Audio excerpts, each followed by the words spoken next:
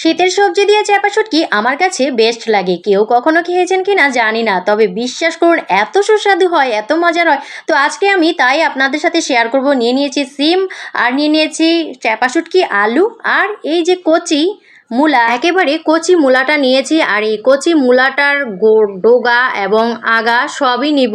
এই যে আমি সুন্দর করে কেটে ধুয়ে নিয়েছি মূলা, আলু, সিম, আর এই কয়টা উপকরণ দিয়ে চাপা শুটকি এত সুস্বাদু হয় কি বলবো, একেবারে মুখে লেগে থাকবে। অবশ্যই আমি যেভাবে রান্না করছি ঠিক সেভাবেই রান্না করার চেষ্টা করবেন। সাথে একটা টমেটো দিয়ে দিলাম একটু সামান্য আদা রসুন পেস্ট, আর দিয়ে দিব সামান্য লবণ। পরিমাণ মতো লবণটা দেওয়ার পর এতে আমি অ্যাড করে দিব চাপা শুটকিগুলো। তো চাপা শুটকিগুলো কিন্তু আমি হালকা কুসুম গরম পানিতে একটু ধুয়ে নিয়েছি। দিয়ে দিব হলুদের গুঁড়াটা একটু বেশি দিলাম, তাতে কিন্তু দেখতে কালারটা খুব সুন্দর আসে। এখন এই যে কাঁচামরিচ, রসুন, পেঁয়াজ, এই তিনটা উপকরণ আমি একটা মিক্সার জারে নিয়ে ভালো করে আধ ভাঙ্গা করে নিব। তো এই কারণে আমি এই ছোট একটা টুলস নিয়েছি। এটা অনেকেরই যদি না থাকে তাহলে আপনি পাটায় এটা থেতলে নেবেন। আর আমি এভাবেই এই রেসিপিটা রান্না করি, আর এটা এত সুস্বাদু হয়, আমার জামাইও খুব পছন্দ করে এভাবে রান্না করলে। তবে ঝাল যে যেমন খায়, আপনি যদি ঝাল বেশি খান তাহলে মরিচের পরিমাণটা বেশি দিবেন, তবে অবশ্যই কাঁচা মরিচ দেওয়ার চেষ্টা করবেন, তাহলে কিন্তু ফ্লেভারটা জোস আসে।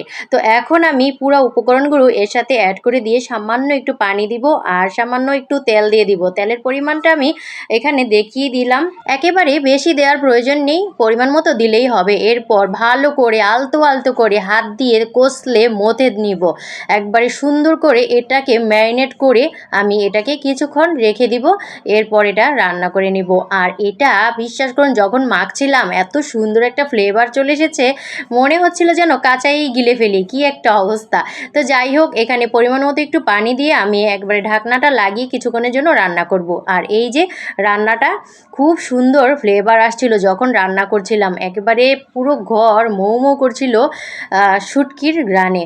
তো যাই হোক, এভাবে অবশ্যই রান্না খেয়ে দেখবেন, খুবই মজা, খুবই সুস্বাদু হয়। তবে একটা জিনিস খেয়াল করেছেন কিনা জানি না, চাপা শুটকিগুলো আর দেখা যাচ্ছে না, ঠিক না? কিন্তু এটার ফ্লেভারটা ঠিকই রয়ে গিয়েছে। এরকমই চাপা শুটকি চুলার উপর যখন দিবেন তখন ঠিকই গলে যায়, কিন্তু এটার ফ্লেভারটা রয়ে যায়। তো যাই হোক, এই যে রান্নাটা অনেকটাই হয়ে এসেছে।